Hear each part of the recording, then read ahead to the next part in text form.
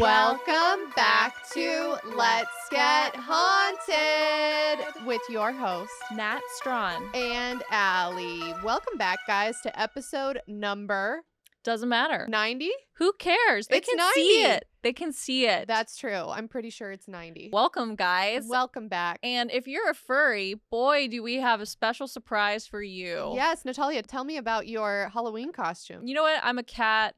I'm a cat that's dying of old age, like an 18-year-old cat sitting on the back of a sofa just thinking about death. And you dangle a string in front of it, and it's just like, you know what? I don't have time for this. Right. Well, I think that's very haunted. And I love the addition of the red eyes because this is our final episode of October. This is the final spooky season Halloween episode. Yeah.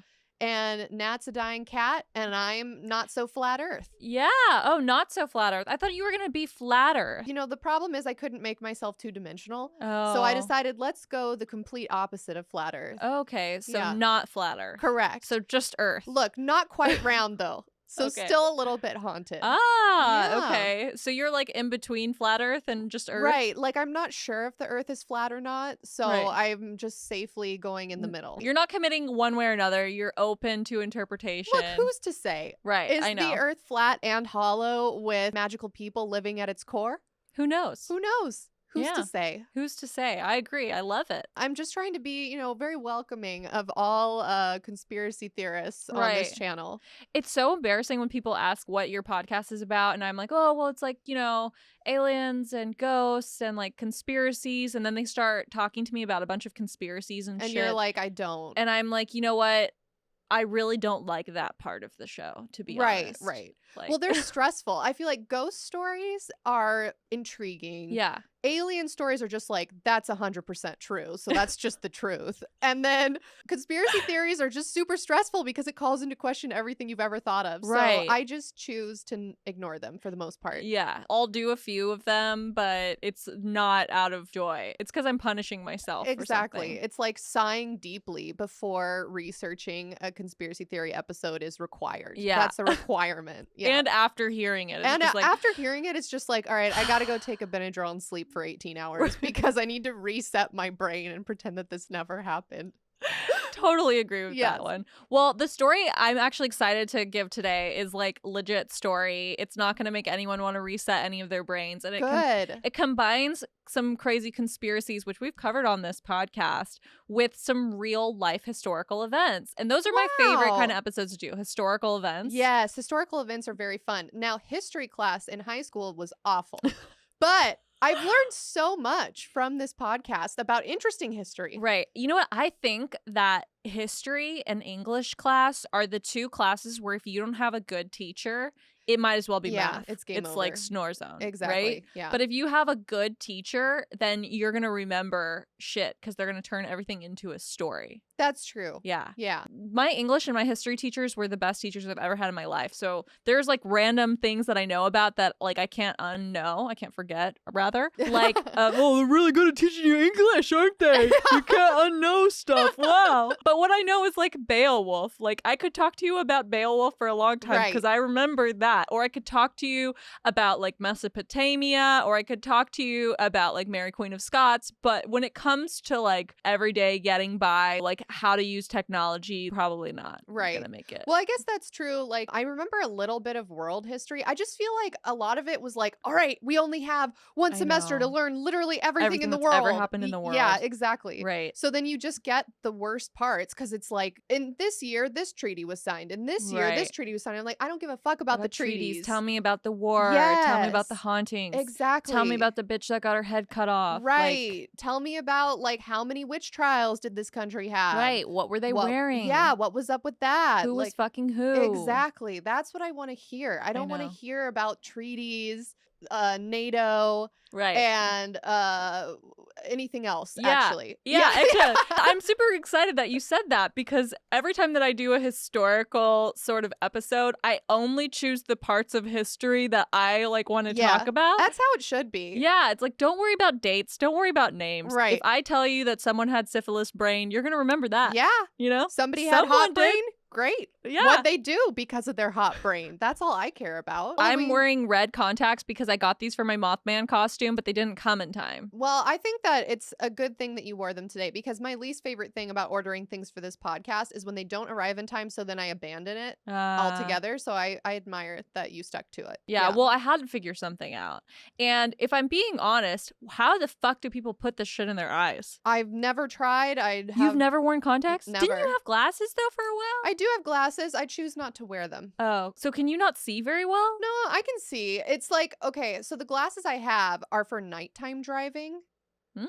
Because when I look at lights at night, let me know if anyone else has this problem. When I look at like street lights, there's like a giant halo that like kind of like blurs everything out around it. So I have these glasses that are supposed to help for that. Did you ever go in tanning beds as a teenager? Never. Oh, okay, I did, which doesn't make sense because I'm already brown. But you guys, I wanted to be more brown. Right. So they said that if you didn't wear those like little ugly cone things on your eyes, it just burns your retina. That the UV rays would go through and they would make it so that at night all of the lights would have like a halo around them and be blurry, and it would be hard to see at night. So I was just wondering, maybe that was a lie. Maybe they just wanted me to spend money to get those ugly things because they're like, why would anyone want to buy this? Super ugly. Right. Or they just don't want to be liable just in case. Right. Yeah. Yeah. The only other thing I wanted to talk about today is that I don't have a nail cam today. My nails are very gross, but I have a butterfly sticker cam. I love that. It's very cute. Maybe we'll add in post a picture of my butterfly stickers. Yeah.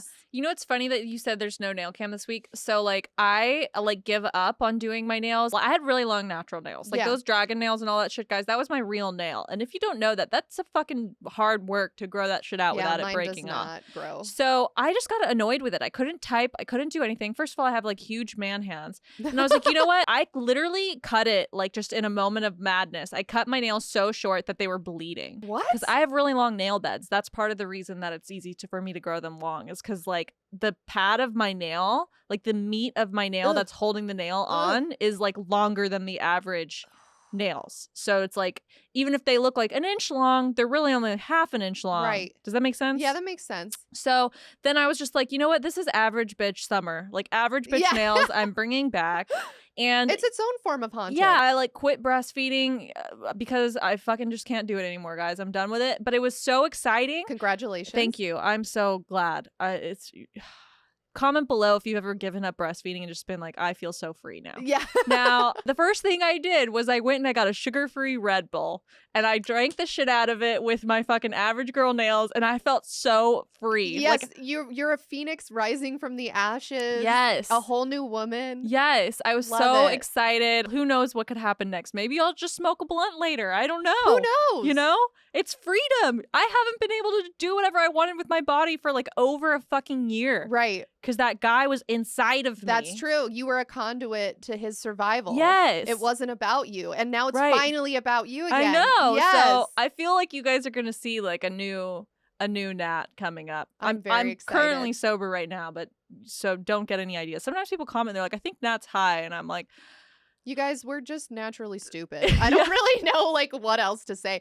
Especially sometimes when we do collaborations, I feel like our core audience knows us. Right. But sometimes we do collabs or we have a guest on and they bring their audience. And that's always when we get the comments about like, they're so high. Yeah, what are they doing? Right. What are they even talking about? They're being so weird. It's like, hi, welcome to our show. You know what? I just thought of another personal haunting. What? So last night at like 11:30 p.m., I'm laying in bed. I'm like so close to falling asleep. My phone was on loud for some reason. Normally I have it on vibrate. Oh no. And the little like ding of like a text message coming through. I have like the wind chime noise. Oh wow. So it's like ring.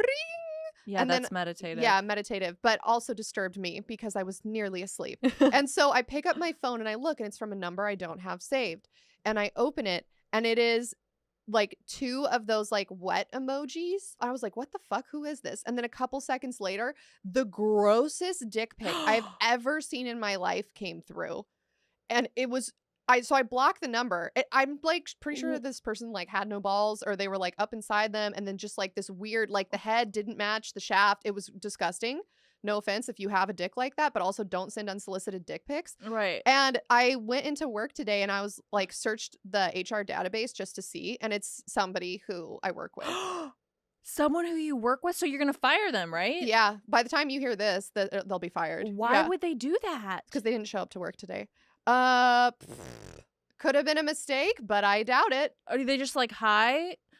I don't know. I think so they did that and then they didn't show up to work. Right. Let me show you what it looks like. No, I don't want to see it. I want you to describe it. I don't want to see it. Well, too late. I don't want to get closer. That is disgusting. Yeah, it's very graphic. Fucking gross. Why is it so clear? Yeah, I know. What kind of like model iPhone do you have? Also, why would you ever think it's a good idea to send your HR rep a How dick did they pic? have your number? Because everybody has my number because I'm HR. So if they have to call me to be like, hey, I'm like having this problem or and whatever. not even from like a burner phone? Nope. What the fuck? Has that ever happened to you before? Actually the other day I got after work hours somebody sent me like very clearly a drunk text being like do you want me to read it to you? Yeah. Okay. How stupid are these people? So, I mean, when you work with a large swath of people, I feel like most people are really fucking cool, never give you any shit. Right. But then the couple people who like constantly cause problems for you are like the worst problems you can ever imagine, like sending you a dick pic.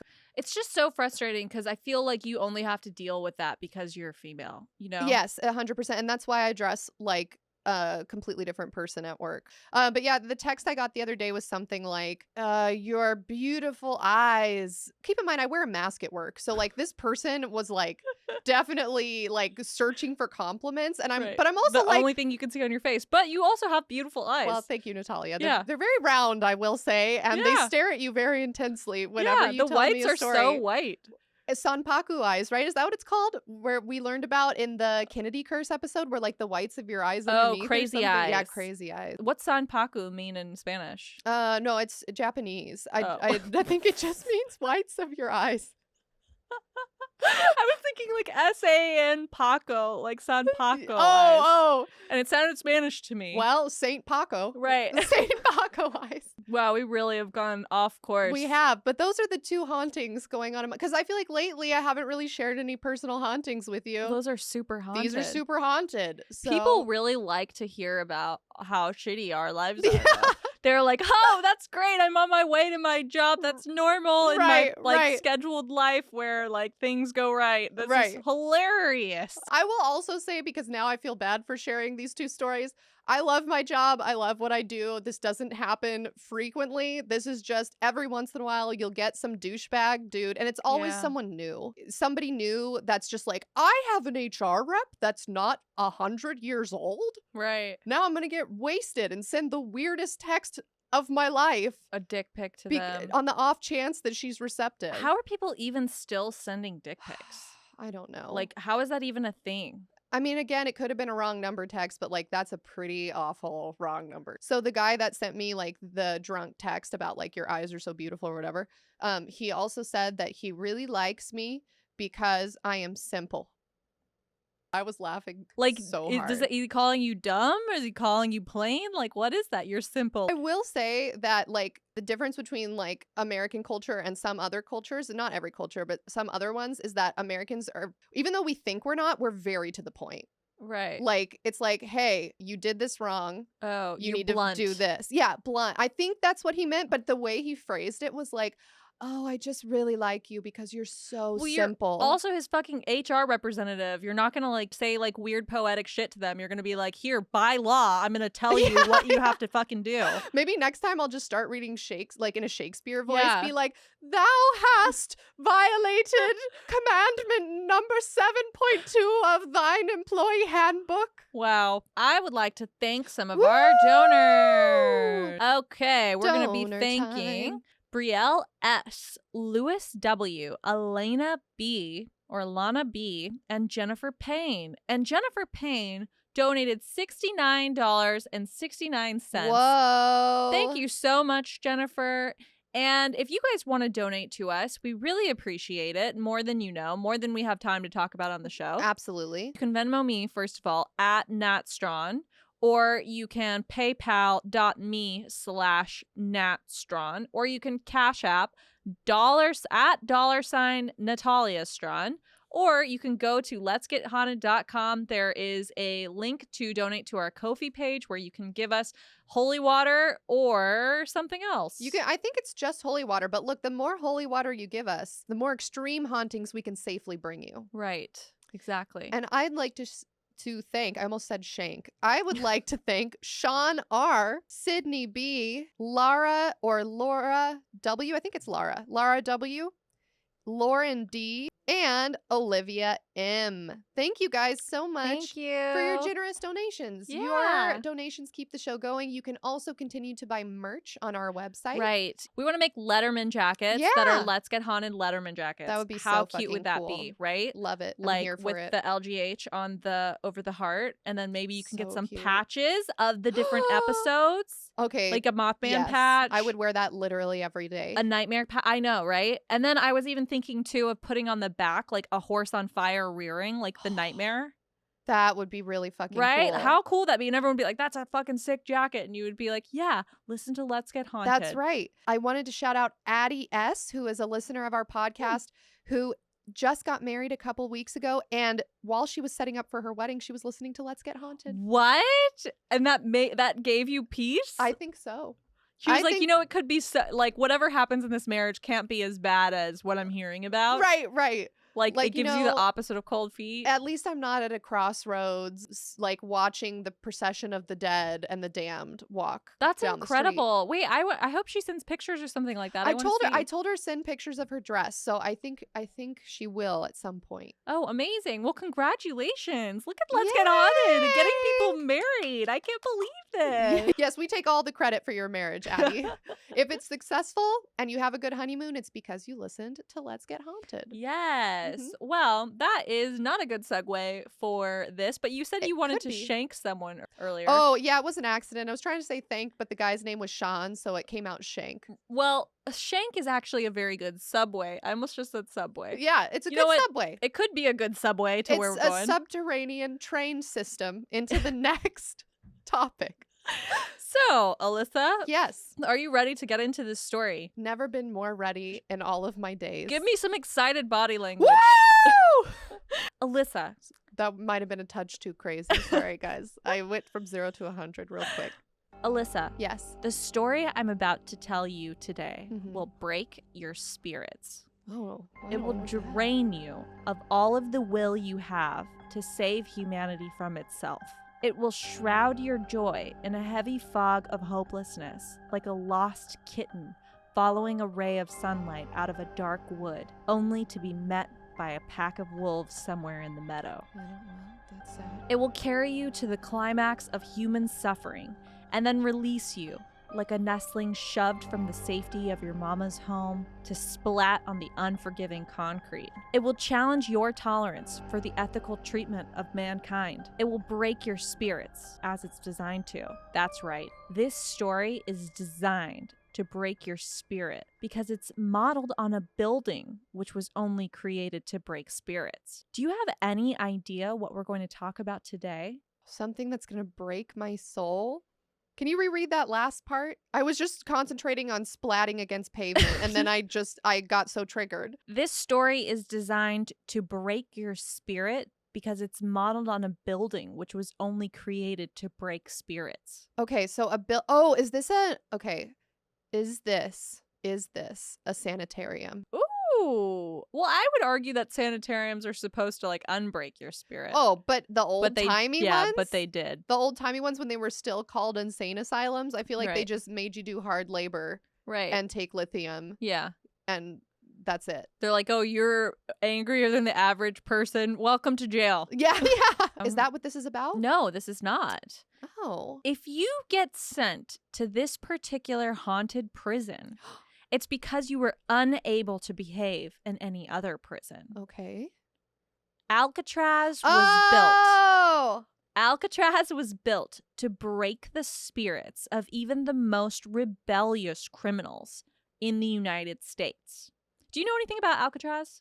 I know that it's no longer in operation. It's located on an island off of Northern California's coast. Right. And I know that there were some people that tried to escape once. Yes. So that's pretty good, I would say, blanket knowledge. So Alcatraz was built in 1933, but before that, it had a long history of being a prison and suffering. So in 1933, our government, the U.S. government, decided to open a maximum security, minimum privilege prison to deal with the worst criminals of all time. Okay. It is situated 1.25 miles offshore from San Francisco.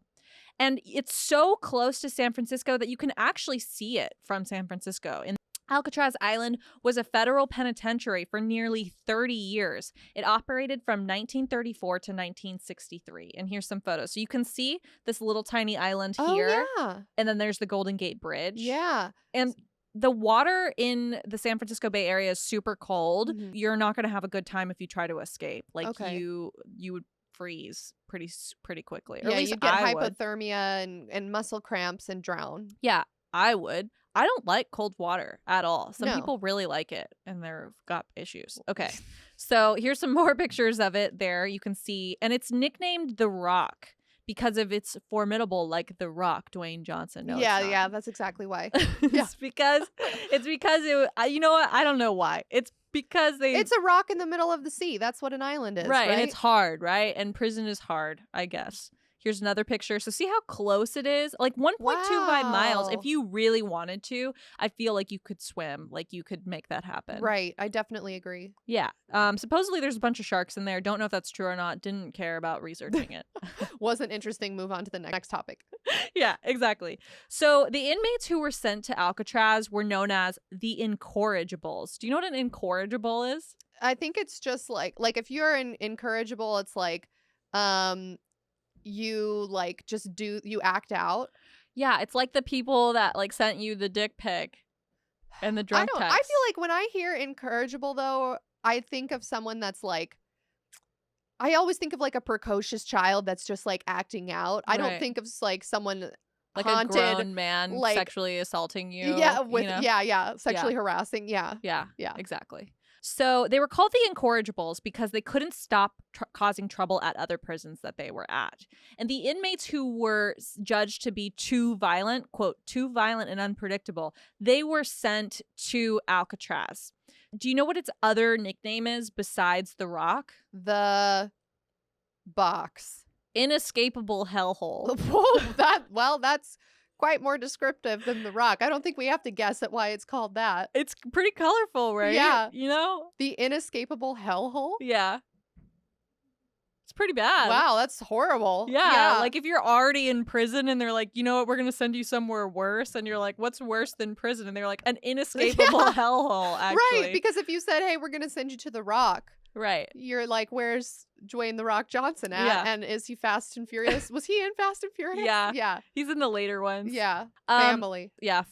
Family. The first convicts that arrived at Alcatraz were brought in secrecy on August 11th, 1934. Okay. And they were brought from McNeil Island in Washington State, which was actually a prison. Okay. There were 14 prisoners that were brought to Oakland, which is like near San Francisco, via train, and then they were transported to the penitentiary. After they were safely ensconced in their cells, like already in their cells, everything's locked up, the mission has already been completed, then the media was alerted that they had transferred people to Alcatraz. Now, why do you think that they would be so secretive about people moving over to Alcatraz? Probably because they didn't want like paparazzi on boats over by the island. Yeah, so that's a really good guess there. That's part of it. But also because the people that they were transferring to Alcatraz were the incorrigibles. They were people who had tried to escape from prison. There were people who were running like gangs in prison. They were people who were not being reformed by the prison system, right? And so they were thinking, if we let people on the outside know that we're moving these prisoners, some of their buddies might try to break them out. Oh. There might be gunfire from gangs because at this time, 1934, shortly after the Prohibition, there was a ton of gang violence that was going on in the United States because, as we know, maybe we'll get into this in another episode, Prohibition created some of like the most famous gangsters of all time. Yeah, totally. Because instead of people like quitting drinking, that didn't happen. They just had speakeasies and they had gangsters who were running moonshine and bootlegging alcohol. Yeah, organized crime to the extreme. Yeah, like exactly. mafia shit. Yeah, Yeah. and some of these prisoners that were being moved to Alcatraz were famous in the news. Like if you were this crazy famous gangster, you're protected by a lot of the city. Like you have bought out some of the police in the area and That's stuff true. like that. So a lot of people aren't going to do anything to put you in prison, you know? Yeah. And if you went to prison, they're trying to bust you out to win your favor. That was the first set of prisoners they brought in. Now, by the time that the second set of prisoners was coming in, everyone knew about this. They were like, oh my gosh, there's this maximum security prison that's off the coast of San Francisco that's supposed to be inescapable, that they're sending the most famous, the craziest fucking batshit insane, like, you know, celebrity murderer type people over there. This is exciting. I mean, it's 1934. Like, it's the Depression era. Yeah. You don't have a lot to do. Right. It's like reality TV hasn't been invented, so this is like the closest we can get to watching trashy Color people TV hasn't even been invented. make bad decisions. Yes. You know Got what it. I mean? Yeah, no, you're right. You're right. Yeah, So- we don't have Love Island yet. Yeah. So you've got to go to an island Alcatraz Island. and tell a gangster that you love him. Right. Yeah. Wow. The original Love Island. So the prison's most well-known inmates were Al Capone, Robert Franklin Stroud, aka the Birdman of Alcatraz, Mickey Cohen, and James Bulger. Do you know any of those people? Or have you heard any of those names? Is that Whitey Bulger? Yeah. Okay. Yeah. So, yeah. Wow, you know him. So this, yeah, I know him personally. Yeah, these are all people from like the Italian mafia, right? So, actually, I think Whitey was Irish. Oh, I'll get into it. So, Okay. I've took some of the most famous people from the prison because Alcatraz is infamous. There's a ton of stories. If you find this episode interesting, you can go do some research on your own. We only have like an hour to talk about this, so Right. I've picked some of the most infamous cases. So, Al Capone, he was Alphonse Gabriel Capone, and he was nicknamed Scarface because his face was sliced with a blade during a fight. And here is a picture of him. So I've heard of Al Capone because sometimes people name their horses Al Capone. I don't know why. People really are fascinated by mob and mafia culture of the olden times. Do you want us to describe him? Yeah, he's just like a chubby white guy. Yeah, right? He has like thinning hair, Kind of a baby face. kind of a baby face, wearing a suit and tie in a mugshot. And he's got that suit, Suit and tie. I'm gonna scar his face tonight.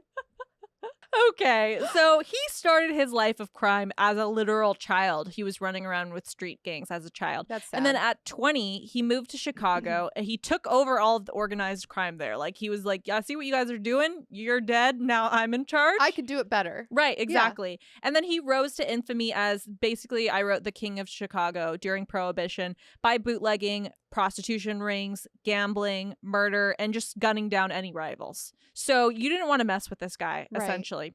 He was at that time making $100,000 per week.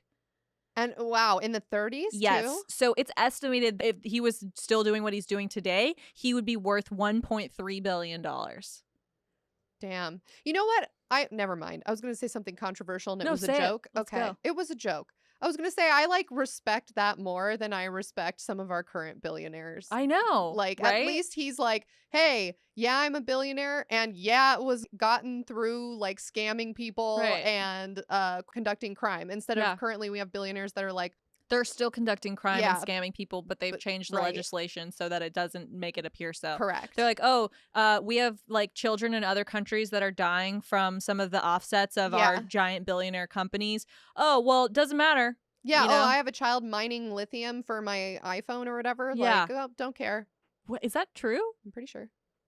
Oh my God. See, that every day I learn something that just makes me feel like I can't live on this earth anymore. But here's the thing. What are you gonna do about it? I know. You know, It's like that like- that song by Bo Burnham where he's like, they say the ocean's rising like a give a shit. Yeah. They say there's something else. No, they say the world is ending. Well, it already did.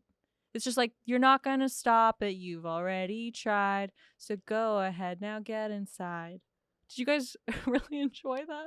That was really good. Thank you. I wish that we like owned the rights to the Jeff Bezos song that he did, because that's what I want to CEO play. entrepreneur, born in 1964, Jeffrey Bezos. That fucking song gets so stuck in my head. I'm in the middle of the night. It's really fucking good. That, and then also this other song that my baby likes. It's like Bingo, Bingo. Let's do a mashup. How about in the background of this entire episode, let's have a mashup of the Jeff Bezos song and Bingo. And Bingo. Yeah. Was his name. Yeah. Kind of would work. CEO Bingo. Someone who has a We're musical onto talent, something. you can do that. Right. So basically he was worth 1.3 billion in olden times speak. But he was controversial in that, unlike our billionaires of today, he would give back to the community. So right. Isn't that weird? Well, that's like super common in cartels too, where it's like, okay, you let us do our organized crime here and we'll like build you a church, A school, and or look, something. your government's not doing anything for you, Right. but look, we did this, so ignore all of the other shit we're doing, Right. because look, yeah, we built you a church or a school. Okay, so Birdman of Alcatraz. Here's a photo of him, and I regret to inform you that he is hot, I think. Yeah, I mean, he's hotter than than Scarface for sure. This guy looks Irish. He's got to be Irish, His right? profile, though, there's something about a nice profile. Like, some people from the side look so hot, and then they turn forward, and you're like, okay, not what I was expecting. Right. Maybe that's it, because like your imagination fills out what they're looking to just be the best version of anything. Who knows? He looks like a bad boy. He's looking at the camera he like, is. hey, I am bad. I couldn't think of anything that bad boys say. Hey, did you know that I'm a bad boy? Well, he was a convicted murderer, an Oh. American federal prisoner, and he was also an author who had been cited as one of the most notorious criminals in the United States. He was never released from the federal prison system. He was imprisoned from 1909 until his death in 1963. He could just not behave. He kept starting fights. He just constantly found himself in solitary confinement, et cetera, et cetera. And it was one of these times that he was in solitary that he found a nest of sparrows that had been injured. Oh. And he nursed them back to health. And then he started like breeding stuff, and he got all these canaries somehow. I don't know. A long story. Like, I didn't have time to look at that. Right. I'm just trying to get to hauntings, right? Right. But it was kind of cool because by the end of his prison stay, he had written a book about canaries and like had done scientific research that was literally published and that went on to like help the scientific community. How prison. random. How random. Right? Isn't that crazy? That is crazy. So he was born in Seattle, Washington, and he had run away from his abusive father at the age of 13. By the time he was 18, he had become a pimp in Alaska. And then in January of 1909, he shot and killed a bartender who had attacked his mistress. He was sentenced to 12 years in the federal penitentiary on McNeil Island.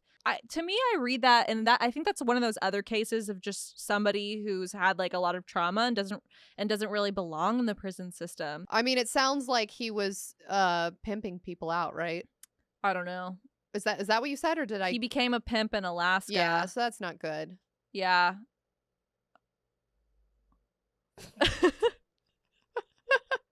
I just heard that he had defended one of his mistresses. Yeah. But for some reason, I forget that pimps are bad. Yeah. Yeah? Yeah. Yeah, they're bad. Yeah. They're it's like sex trafficking. Yes. Okay. Yeah. It's sex trafficking, and that's why the sex industry in the US just needs to be legalized, because that way women can work for themselves on OnlyFans or in person, whatever they want to do. Right. And then you don't need a shady pimp that's like taking a cut of your money and Yeah. like trafficking you and choosing clients for you. It's not like a guy with a cane and like a sparkly outfit. I mean, maybe. We Is don't it? know. We don't know if he was wearing a sparkly outfit in Alaska. You guys, I'm sorry. I said that he didn't belong in prison, but he totally did. Well, He was like saving animals and shit. Like, I don't Who's to know. say? Perhaps he was pimping himself out. We don't know. Someone attacked him, and so he shot the person. He was his own mistress.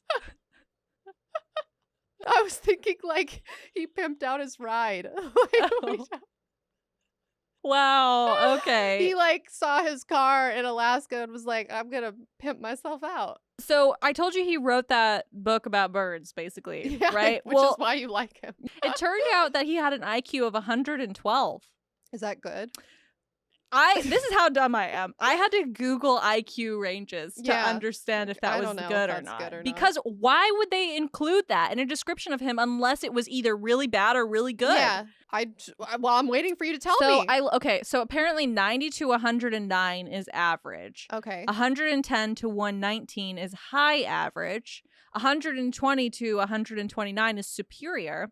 And 130 and above is very superior. Okay, so he's just above average. So why'd they even include that? I don't know. Don't tell me about it unless you are beating Albert Einstein. I can't. Yeah. I can't have an opinion on it until I take an IQ test and figure out where I fall. Right. Because if I'm like way above that, then I'm going to have a different opinion if I'm way below that. Oh, I see what you're saying. Right. So therefore, I have no opinion on his IQ, guys. We don't even know what the IQ tests were like back then. Right. Like, is it just pictures of animals and it's like, name this animal? Right. What noise does the cow make? Right. Great. Your IQ is at least 90. I would be great at that. I'd be like, that's a pangolin. Tell me more about animals. I love animals. I know that I have taken an IQ test before and I posted it on Facebook back in the day with the results, but I don't remember what the results were. Because remember back in the day. Wow. It must have been good because why would you post it on Facebook? Well, I was going to say, remember back in the day on Facebook, they had like, maybe they still have this. I only go on there for our page, facebook.com/LetsGetHaunted if you want to check it out. Sometimes the normies find us on there when something goes viral and it's like middle-aged women not understanding how to comment. It's Karens. Things. Yeah. Yeah. But back in the day, you used to like take these quizzes that were like built in or baked into Facebook and then it would automatically post your results. Right. But yeah, to your point, I would have deleted it if it said my IQ was like 2. Adult genius. Flat baby flat genius. earth woman. Flat, yes. Hey, I'm just saying, is the earth round? We don't know. I might have a high IQ, but I don't remember, so you should listen to me. Do you know who Mickey Cohen is? By the way, we're going to get through this shit really fast because then I have to get to the hauntings. Okay, Mickey Cohen looks like he got punched in the eye. He is another white guy. He looks like a bulldog. And he has like 2 patches of hair on the side of his head, kind of like Seinfeld. What's his name? George from Seinfeld. Costanza. Yes. So as Cohen's story is pretty cool. He was actually boxing in illegal prize fights in LA as a teenager. Sick. And then in 1929, he was only 15. He moved from LA to Cleveland to train as a professional boxer with the alias of Irish Mickey Cohen. He finished his career with 8 wins, 2 by knockout, and 8 losses, 4 by knockout, and 5 draws. So he was an interesting guy to watch. Sounds like he had some brain damage going on. Boxing is so scary. I watch like UFC every once in a while, and it's just like. So Cohen then moved to Chicago, and he became involved in organized crime. He became friends with Al Capone, and then he was arrested for his role in the deaths of several gangsters in a card game that went wrong. Okay. After a brief time in prison, he was released, and then he began running card games again and other illegal gambling operations. He later became an associate of Capone's younger brother, and then while he was working, he was forced to flee Chicago after an argument with a rival gambler, pushed him out. Because as you know, these gambling things don't go well. There's some sort of argument, and now people are dying. Yeah. So, I don't know. Then he somehow got involved in gambling in Vegas, and he helped set up the Flamingo Hotel. That's gnarly. Isn't that crazy? Yeah. He helped set it up. He ran the sportsbook operation. And then during that time, he met and he fell in love with a sex worker named Levon Weaver, and they got married in 1940. Cute. Yeah, I'm adding that in because I'm trying to show you that these people, like, they weren't. I feel like gangsters are always painted as people who are like only like killing and murdering, but they're doing that so that they can fund their lifestyle. So they're still like getting married and having children. Everyone is multifaceted, and it's important to hear all the pieces of the puzzle that make up this man. So last thing, in 1947, the crime families that were operating in Vegas ordered the murder of Cohen's friend, and due to his friend's mismanagement of the Flamingo Hotel. So basically he was like skimming money off of the top of the Flamingo Hotel. So instead of firing him, they decided that they were going to murder him. Okay. So they murdered him, and then Cohen got really upset and he ran into the Hotel Roosevelt where the assassins were supposedly staying. He fired rounds from 2 of his .45 caliber semi-automatic handguns into the lobby ceiling, and he demanded that the assassins come outside in 10 minutes. However, no one appeared. Then Everyone was trying to kill him. He faced many attempts on his life, including the bombing of his home on the posh street called Moreno Avenue in Brentwood in Los Angeles. Really? Yeah, isn't that crazy? I didn't know that. Yeah. So then he had to convert his home into a fortress. He installed floodlights, alarm systems, a bunch of fencing, and he had a well-equipped arsenal, which he often joked was right next to his 200 tailor-made suits. That's, to me, that's crazy. That's like somewhere here in LA. I wonder if that building is still there. Yeah, I would be super interested because I bet you that building's super haunted. Yeah, crazy. What about James Bulger? All I know is that his nickname was Whitey, and I'm looking at him, and he is an angry-looking white guy. He has a widow's peak. Yeah, I'm he's trying a to, like, first-generation find Irish immigrant. Okay, so he is Irish. Yeah. He's blonde, wearing a button-down. Yeah. He developed a reputation as a thief and a street fighter who was fiercely loyal to South Boston. That led him to meeting more experienced criminals, and he found more lucrative opportunities through those criminal connections. He was charged with larceny, which I still don't understand. What is larceny? I don't know. Crime involving the unlawful taking or theft of personal property under another person or business. Okay.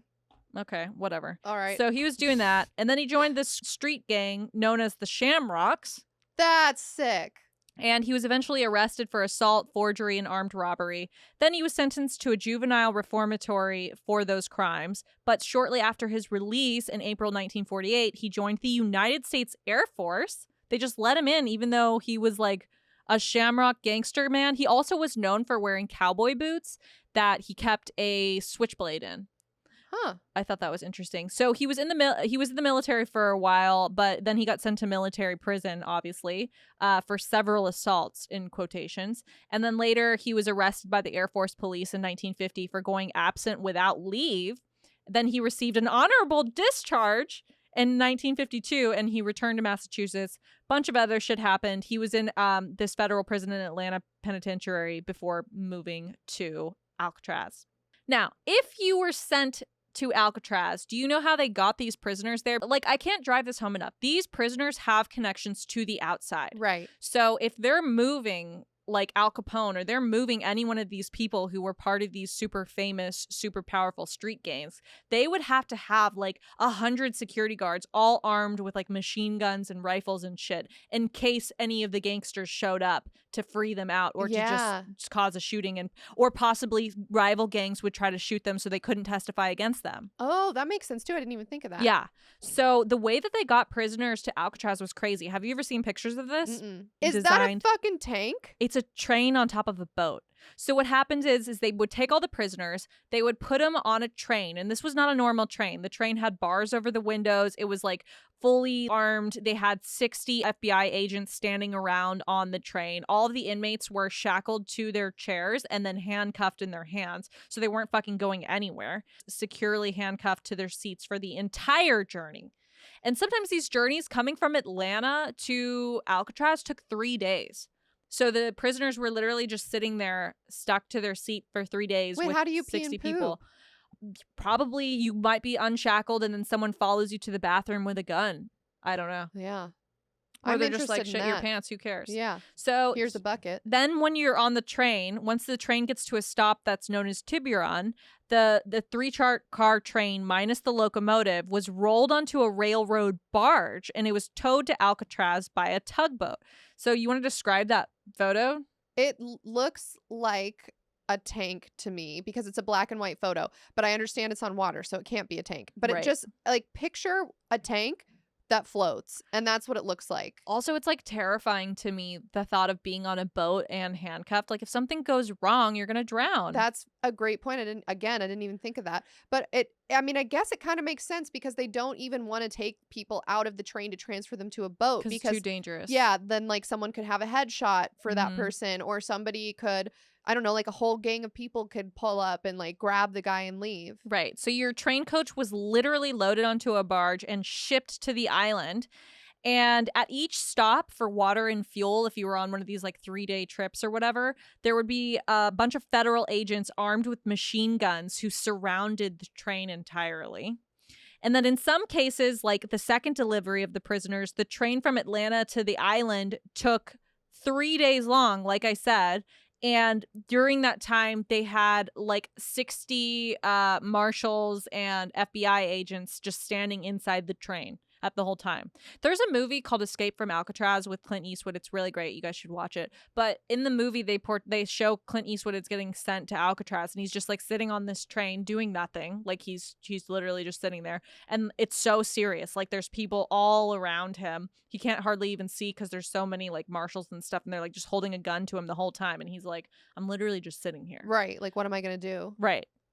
So the second delivery of prisoners from Atlanta to San Francisco on August 22nd, after the first secret one, it caused quite a stir. So the first time people saw this train get onto a ship with a bunch of dudes with guns surrounding a bunch of guys, they were like super amped on this, right? Yeah. So it was exciting. And they were thinking maybe some of these prisoners are famous because Al Capone, they knew that he was at this prison in Atlanta. Maybe he was getting shipped to Alcatraz.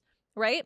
So people were really excited. The media was on high alert. And because of this, we have some amazing photographs of the arrival of prisoners to Alcatraz, including Al Capone from August 22nd, 1934. So here is a photo of federal prisoners arriving by train to be loaded directly on the railroad barge for Alcatraz from August 22nd, 1934. Cool. Here's Al Capone is supposedly in this photo. I can't really like see anything, but I believe in them. I don't even know how to describe these photos, you guys, because it's just like, it's nothing I've ever seen before. So yeah, it's like a train, and then there's like close-ups looking in the windows of the train, but it's kind of hard to see. Like, you can kind of make out some human shapes wearing white, but yeah, that's really it. Next photo shows again the train. Yeah, but they're like all 1934, like sepia toned, like black and white. Then you see all these onlookers as the train is going by. People literally came out of their houses and they drove from across town to just go stand to see the train of prisoners go by. Yeah. Of like the most famous gangsters. I mean, again, there wasn't much to do right? during the Depression other than be depressed. So might as well go and look at some trains. So the train was being followed by press, media, and onlookers, and the people driving the prisoners decided that they were going to have some issues. So the Oakland Tribune reported, quote, news of its arrival immediately set federal and local authorities on edge throughout the Bay District. It was assumed that either Richmond or Oakland would be made the point of transfer to the Alcatraz tug. It was at these points that gangster gunplay was expected. So they tried to trick the gangsters that were gonna shoot up the whole fucking situation. So they rerouted the train off the main line and they sent it south to a little railroad town called Tiburon.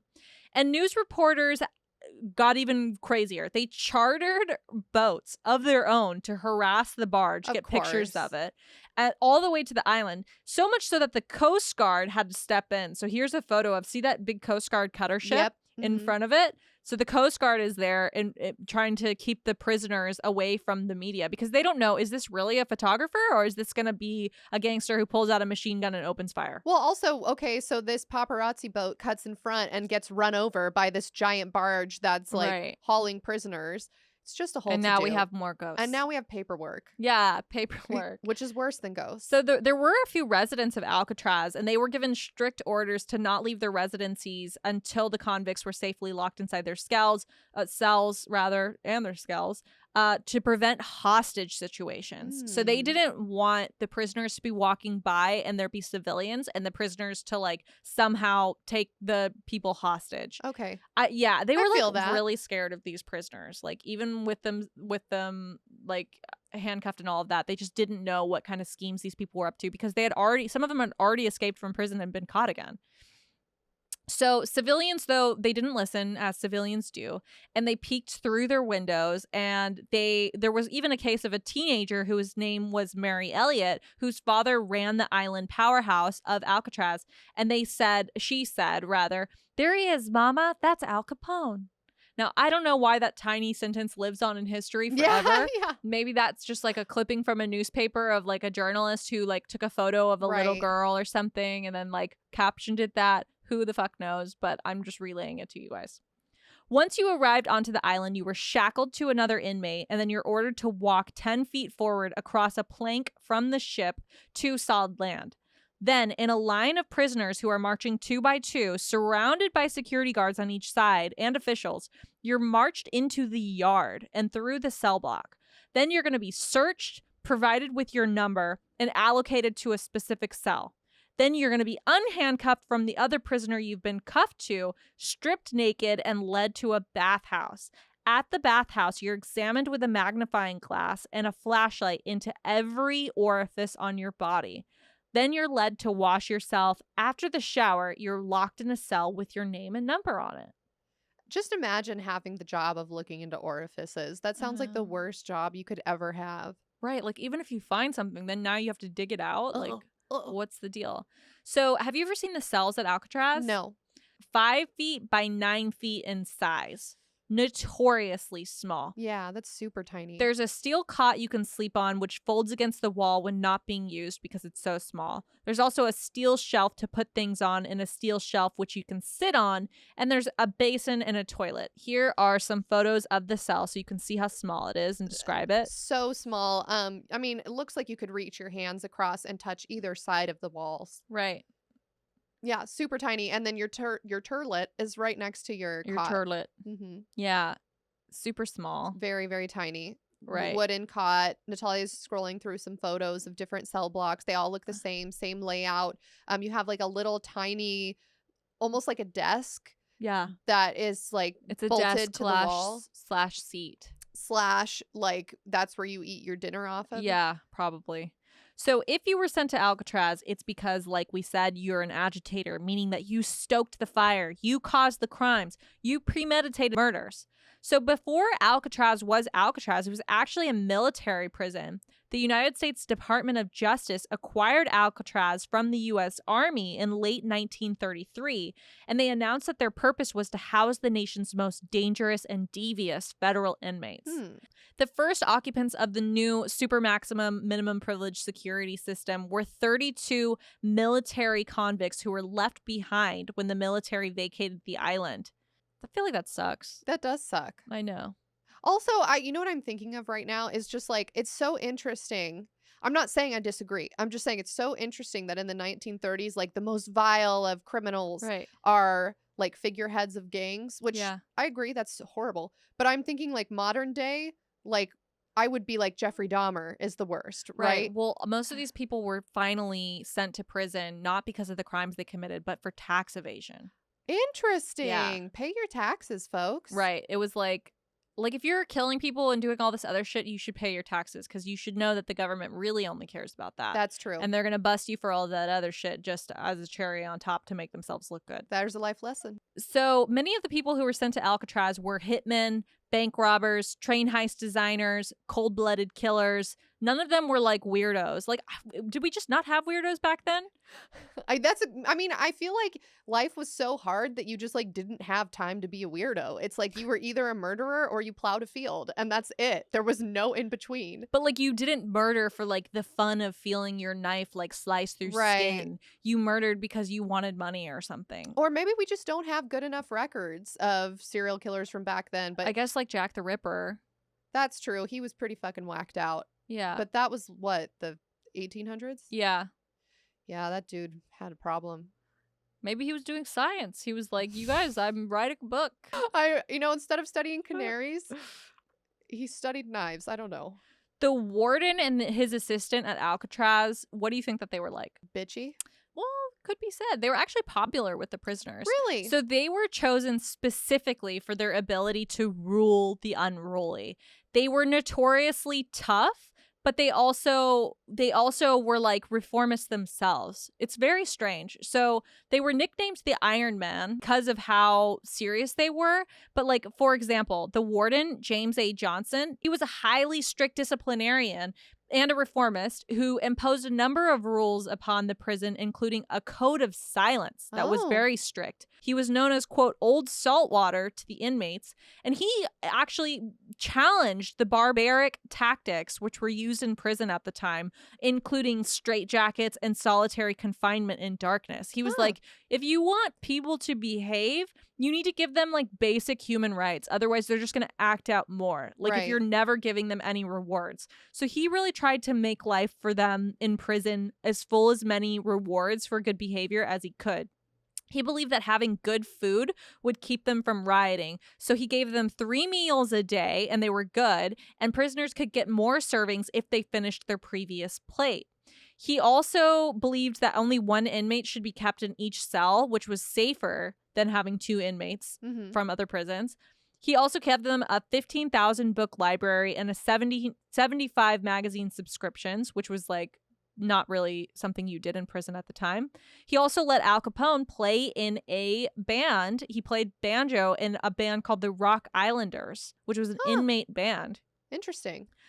So there's rumors that there were prisoners who actually asked to be transferred to the Rock for those perks. And even though he ended up getting attacked by someone...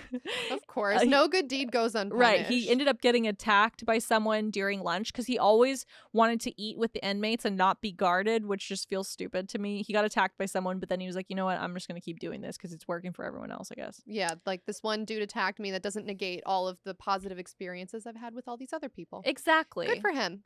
So during the 29 years that Alcatraz was in operation, the prison witnessed escape attempts from 36 prisoners, 5 of which whereabouts remain unknown to this day. So it worked. Yes. The most famous prison escape in U.S. history took place there in June of 1926. And the inmates who escaped were John Anglin, Clarence Anglin, and Frank Morris. All 3 of them were former bank robbers who were sent to Alcatraz to finish out the remainder of their sentences. And rather than wait for their sentences to be over, they decided, you know what, I'm going to escape.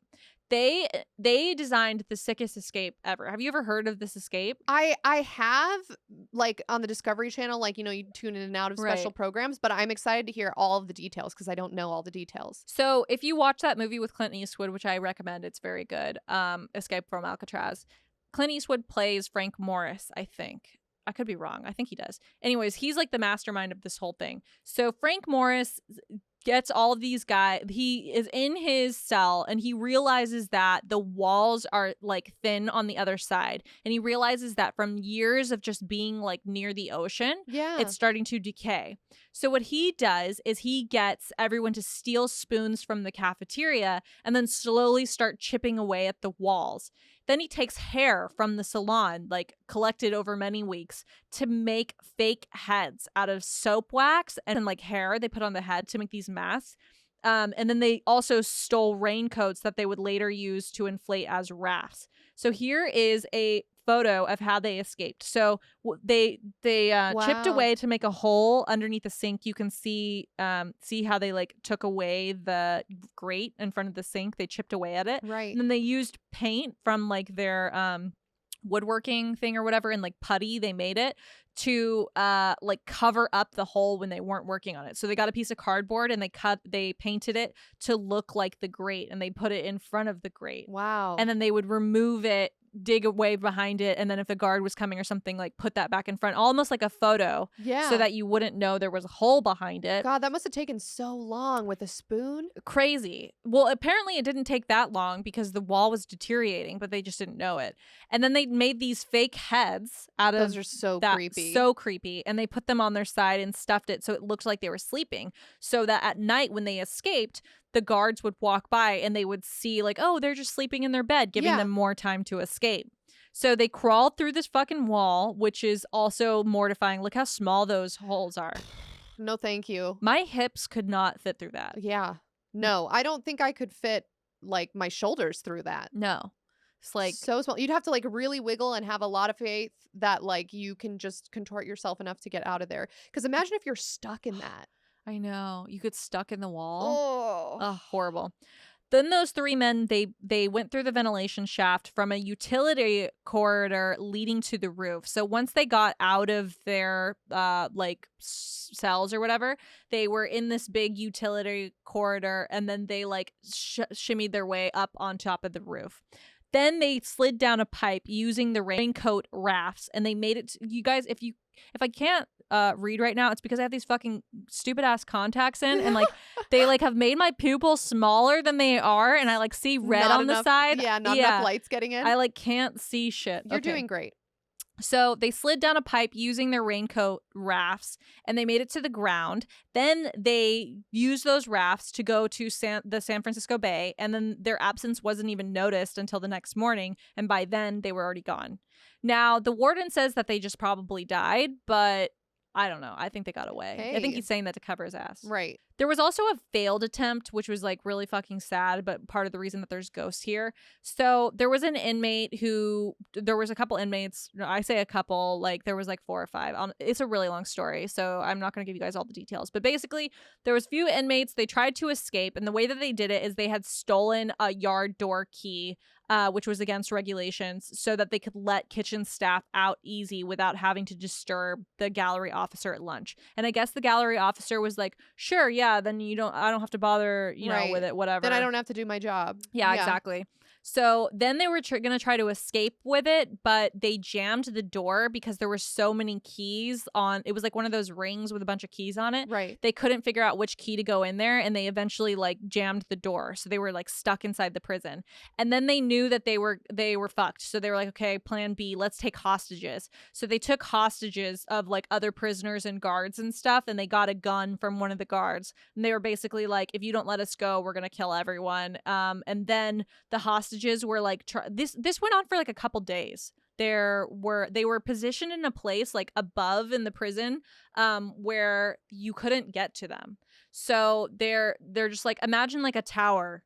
Yeah. And there's like a bunch of prisoners up there with a gun and a bunch of hostages. Like, what are you going to do? Yeah, not much. So, hope that they come back down because they need food. Yeah. And then the people that were there were trying to cooperate, the hostages. So they were like trying to write down the name of the perpetrators or whatever and like drop it down the tower and send it to people who were trying to help. And then the prisoners got word of that and started killing some of them.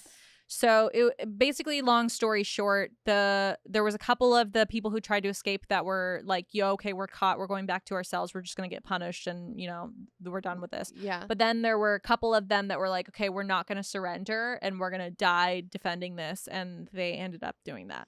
They actually had to get the military to cut a hole in the roof and drop grenades down on where they thought they were.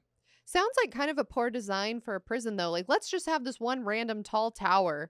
Yeah. Where, like, you're going to have to cut a hole in the roof in order to stop anyone who's in there. I know. I'm saying, but that was where the guards were. Oh, okay. Right? Yeah. So they thought they had done something good. They were like, we're going to have this impenetrable tower, but it was penetrable, and then it wasn't. Then they made it. Yeah. Then they had to penetrate it with a hole. So in March of 1963, they shut down Alcatraz because, why do you think? Because somebody said that it was inhumane. No. What does the government only care about? Money. Yeah. Oh, it was too expensive. Yeah, exactly. Okay. It was too expensive. They're like, you're giving 3 meals a day to inmates? Yeah. They're getting to read books and they have magazine subscriptions. They get a second helping of food if they finish their first plate. Like, wasteful. Yeah, exactly. So the prison is super haunted, basically. Also, there was a bunch of this is not that haunted, but I guess it could be.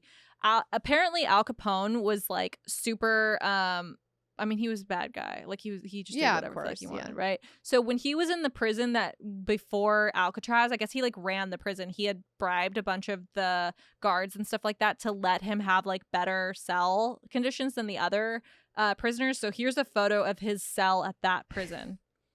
He's got like furniture. He has nice furniture. Yeah, he has like a chest of drawers or an armoire, whatever it's called, armoire. Yeah. And he has a chair, like a wooden chair. He's got stuff all over the walls. He has a lamp. He has like his oil paintings. He has a radio. Wow. So he tried to pull that shit when he got to Alcatraz, and then the warden was like, no, that's not going to work. And he's quoted as saying, like in one of his letters he wrote, quote, "It looks like Alcatraz has me licked." Wow. But then he started that band, so maybe he enjoyed his time. So who's the real winner here? Right? Okay, so basically there's a bunch of ghosts in this place because they like mistreated people. The cell, the D block cell, is like super fucked up. Do you know anything about solitary confinement? I just know that like there was some psychological study done that said like 2 days in solitary confinement can make you go insane or something. It was like a number of days that's way less than you'd think.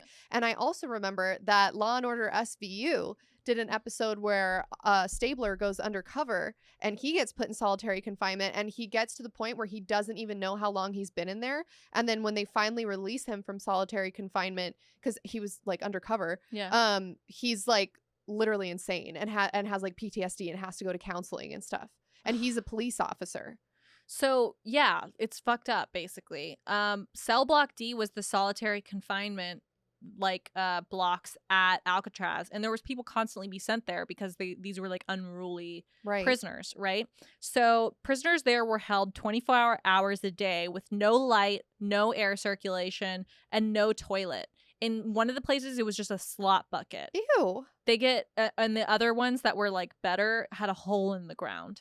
So you're stuck in this damp, dark space with nothing else in it besides maybe a bucket of your shit and piss, right? And or a hole smells with shit and piss in it. And you get let out for 1 hour once a week into the yard if you were good. No, that's enough to make anyone go insane. Right, but then isolation like that makes you act out, and so then you don't get let out into the yard. It's just really sad. It's like fucked. So it's haunted. Apparently, the prison spawned many rumors, actually facts, I'm going to say, that it was haunted because there was torture of inmates that was happening there. Now, no prison is going to say, oh yeah, we torture inmates. So these were just rumors that people said. They were like, that's why it was so secret, because they're torturing inmates there. And in the last years of Alcatraz being in operation, guards reported strange noises coming from the utility corridor where the 3 inmates were shot during that like failed escape attempt. Right. Nuts. Yeah. I mean, I believe that. And also, Capone had spent most of his downtime, like we talked about, playing the banjo in that prison band. And in recent years, visitors claim that they can hear the upbeat banjo tune of someone playing banjo somewhere in the prison. All right. Well, that's Al Capone, because who else fucking played the banjo there? Yeah. Yeah. Right? And also there's ghost sightings. Do you see this photo of a ghost woman who was taken April of 2014 through the window of a visitation block? Look at that.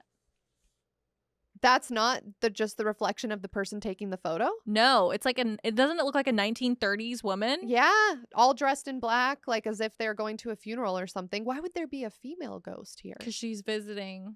Oh, it's the visitation block. So the way that you had visitors was like through that little tiny window. Oh, that's not a mirror. That's a window. It's a window. Wow. You want to describe it to people? Yeah, so I'm looking at like a little small glass window that has like blinders on either side, right, and a little table where perhaps someone could like pick up a phone and talk to the person on the other side. Yeah. And looking through this clear glass window is just the black like image of a woman that's like all dressed in black, like a shadow woman. That's what I'm trying to say. Looks like a shadow woman wearing funeral garb.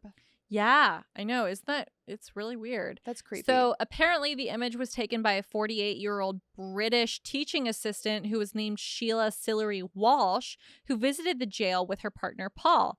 Sillery Walsh said, quote, "As soon as we entered the prison, everything felt very eerie. I didn't feel comfortable there. While doing an audio tour of the place, I casually stopped to take a snap of the empty visitation block window on my iPhone. When I glanced at the photo on my mobile phone, I saw this dark female figure in the picture. I looked at the window again and there was no one in the room. I knew straight away that the woman in the photo was a ghost, and I showed the snap to Paul. From that point onwards, I wasn't interested in the Alcatraz tour anymore. I just kept looking up the picture over and over again." Her partner, Paul, said, quote, "When I first saw the photo, I tried to rationalize the female figure away by saying it was just Sheila's reflection. But with closer inspection, it's obvious that this is not the case at all. The woman's hair and clothing is from a different era entirely. It looks like she's from the 1930s or 40s. I have no logical explanation for the girl in the picture. I'm baffled by her. It's funny because she's staring right at the camera with a knowing look. I was really skeptical about ghosts before, but I'm a bit more of a believer now. I do think that the woman in the photo is a ghost. The couple have tried to find out the identity of the woman in the photo. Oh, good. And they even contacted the staff at Alcatraz, but none of the old timers recognized the woman in the photo. That's so cool. I wonder, like, who was she there to visit? Like, who is she? Like, because typically the stories we hear about are like ghosts come back to areas that they have an attachment to, right? Yes. So if you die in a house, you might stay in the house. Or if you, I don't know, die and you used to always wear this like gold locket, maybe the ghost has some attachment to that gold locket and will show up wherever that locket is. So the fact that a ghost would show up at a prison area where clearly the person didn't die because it was a male only jail, then she must have like a crazy attachment to that area. And I want to know who she's visiting. Me too. If you're that ghost, comment below. Call us at 1-800-GHOST-TIME. Thank you. So that warden I told you about, James A. Johnston, who was the first warden of Alcatraz, he reportedly heard and saw tons of ghosts during his stay there. While he was patrolling the prison, he said that ghosts still lingered in the blocks, and they were there from the time of when it was a military prison or even before. So before it was a military prison. Oh, I totally forgot about that. Yeah, before it was a military prison, it was a prison like back even before then, like during gold rush times, I guess, like in the 1840s and 1850s. That fucking nuts. That is nuts. So he even reportedly heard a woman sobbing while conducting a tour of the prison in its heyday. And this guy is like super rational, well-liked, like humanitarian, like no straight jackets. Kind of. Yeah. And so if he's hearing this shit and thinks it's haunted, I feel like, I don't know, I believe him. And he would clearly not like a woman crying. No. Like, he would be like, don't cry. So it was really upsetting to him. Well, and again, women aren't supposed to be in this jail. So hearing a woman's voice, that would be very alarming anyway, because you can't just rationalize it away and be like, oh, it's one of the guards, or it's, whatever, somebody... I don't know. He was haunted by the rule-breaking women crying in the prison. Maybe in Gold Rush times, they would throw women in that jail. Hey, guess what? We're rewriting the history books. That's what it was. I cracked it. My jaw is on the floor. Oh, yeah. If you guys are just listening to the audio version, Nat's mouth is wide open. I can't speak because my mouth is on the floor. My jaw has unhinged because I've solved it. My wig flew. Okay, we're getting towards the end of this, so I'm trying to make it really entertaining. Right. Wow. Some ghost hunters and spirit seekers and paranormal enthusiasts believe that they have interacted from ghosts from the earliest days. Some believe that Native American prisoners who perished during the Civil War still haunt the prison. They hear whispering and moaning sounds at night, and they claim to see floating blue lights and figures. Some even report the hearing of clanking of prison chains. See, I don't know why in my head I like passed over the part in the intro where you were explaining that this prison's been here for a long time, and I just went straight to like, oh, it was there because Al Capone needed a place to stay. And now that I'm realizing how fucking old and how many different types of prisoners from different eras have stayed there, like, yeah, how could it not be haunted? Right. Yeah. Well, actually, so before it was a prison, there's like dungeons that are underneath the prison that they would even send prisoners to. So underneath the D block where the solitary confinement is, those used to be dungeons from back in the Civil War days, and you can see on the writing on the wall in there, like where people had written had carved like how many days they had been there or whatever. Right. So Natalia's showing me a whitewashed brick wall or stone wall, and somebody has carved into it day, and then there's just hatch marks to indicate how many days they've been in that dungeon. And then I think it says like something 1934. Does that say September 8th, 1934? It's kind of hard for me to tell, but yeah, I think I can see the 1934 and I can see the 8. I can't see what's before it. Yeah, maybe it says, I think it says September or SEP. I'm not sure. And then it says day. So maybe the day that they got thrown in there, they knew what date it was because they can like read the newspaper or whatever. And so they carved that on the wall so they wouldn't go insane. That's a lot of hatch marks too. Yeah, and then they started counting the days. Here's some more photos of those. Wow.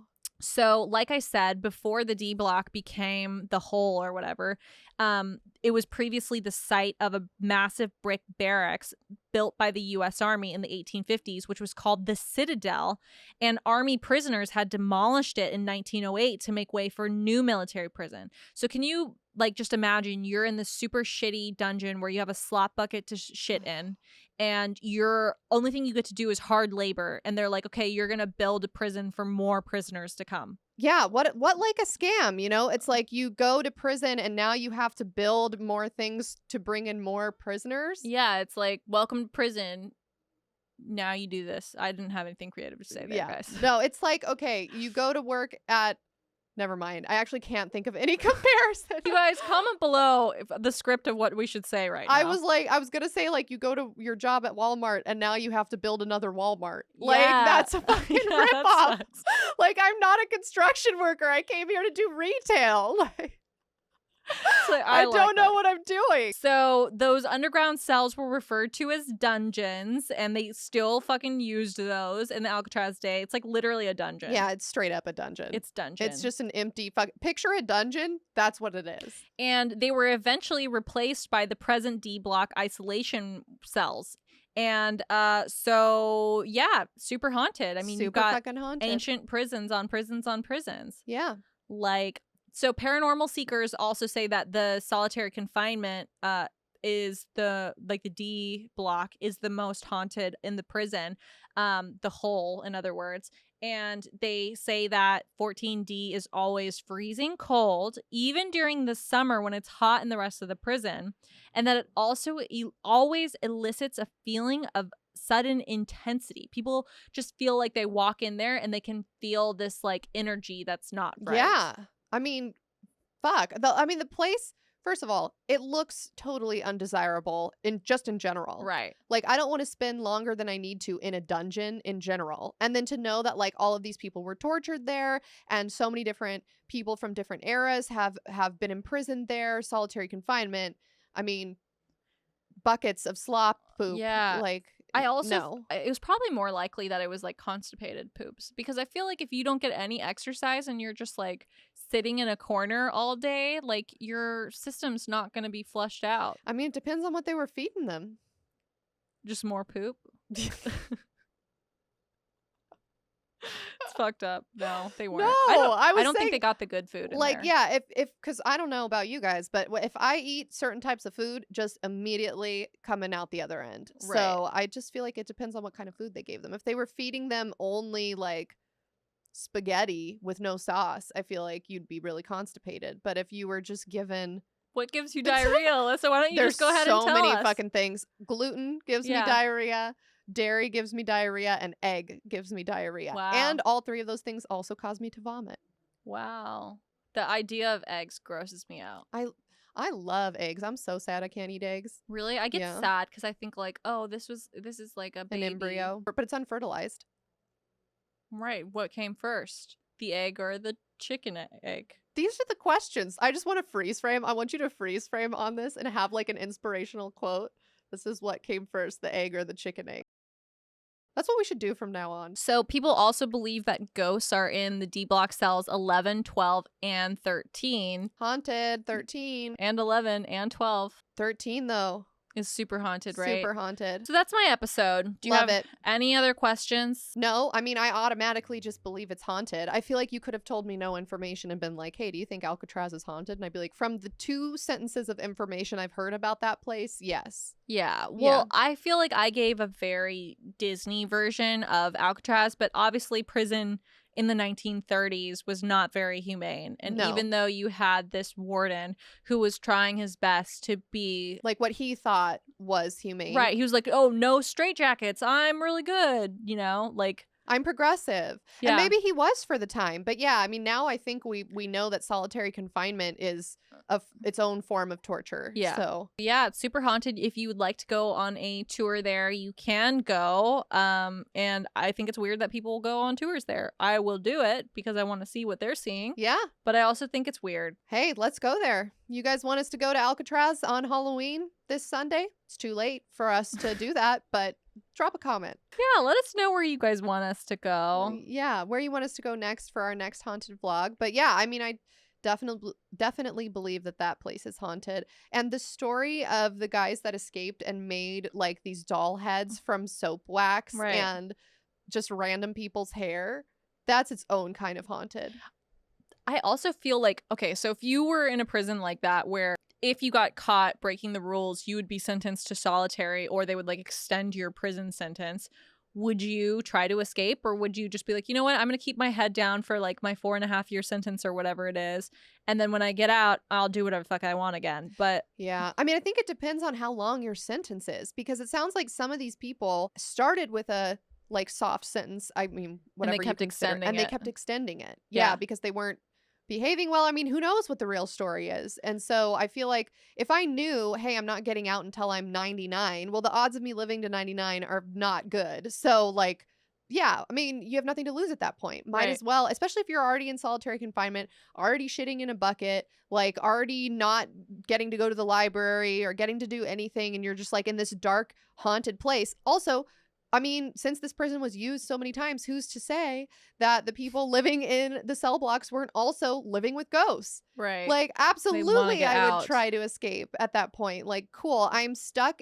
in a 5-foot by 9-foot cell in the dark. Yeah. Let out 1 hour a week, shitting in a hole in the ground, and I've got several ghosts in here with me, and it's not enough space for all of us. Yeah, and I mean, I think some of them were like at the time living with like diseases and things like that, so they weren't comfortable there. No. I think Al Capone might have died of, so one of them died of syphilis. I can't remember who it was. That sucks. I think it might have been him, but I don't want to like say that was true. You don't want to slander his name. I know. I mean, like, you know, if he just died of like regular syphilis and not like not super syphilis. Yeah, not prison syphilis. Yeah, it's different. One of them did, because I remember being like, wow, that probably was really miserable. Yeah, because as we know, as we've learned in our Beast of Bray Road episode, it like ate away at your skin and skull. Yeah, awful, terrible. Well, that's my episode. I loved it. Thank you, Natalia. I think that this is the perfect episode to finish out our haunted girl summer. Haunted girl summer is a state of mind, not a season. Right. So although we are in